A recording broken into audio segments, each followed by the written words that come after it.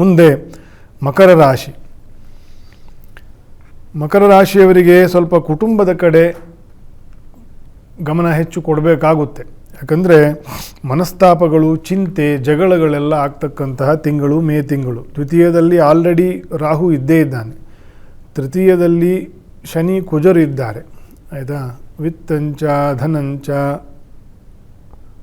Walk ವಗಾಯಿತ್ವಾತ್ ಧೈರ್ಯಂಚ ಸಾಹಸಂಚ, ಎರಡನೇ ಮನೆ ಮೂರನೇ ಮನೆಯನ್ನು ಈ ರೀತಿಯ ವಿಂಗಡಣೆಯಲ್ಲಿ ಮಾಡಿಟ್ಟಿದ್ದಾರೆ.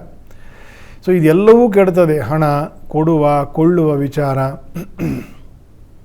ಆದಾಯ ಗಳಿಸ್ತಕ್ಕಂಥದ್ದು, ಅಭಯ ರಕ್ಷೆ, ಸೋದರ ಸಹೋದರತ್ವ, ಮಿತ್ರವರ್ಗ, ಧೈರ್ಯ ಸಾಹಸ, ಇದೆಲ್ಲಕ್ಕೂ ಕೂಡ ಸ್ವಲ್ಪ ಏಟುಗಳು ಬೀಳ್ತದೆ.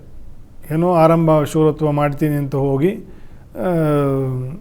ಮುಖಕ್ಕೆ ಗುದ್ದಿಸ್ಕೊಂಡು ಬರುವಂಥ ಕೆಲಸಗಳಾಗ್ತದೆ ಯಾರಿಗೆ? ಮಕರ ರಾಶಿಯವರಿಗೆ. ಹಾಗಾಗಿ ಸ್ವಲ್ಪ ಸಮಾಧಾನತ್ವ ಇರಬೇಕು. ದೊಡ್ಡವರು ಚಿಕ್ಕವರು ಅಂತನ್ನೋ ಒಂದು ಗಮನ ಇರಬೇಕು.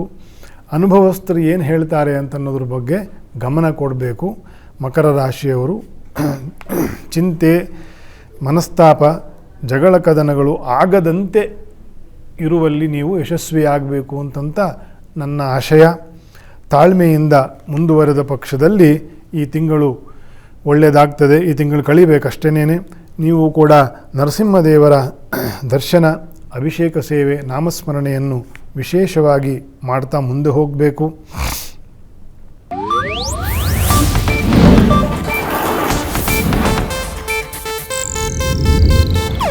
ಇದು ಏಷ್ಯಾನೆಟ್ ನ್ಯೂಸ್ ನೆಟ್ವರ್ಕ್ ಪ್ರಸ್ತುತಿ.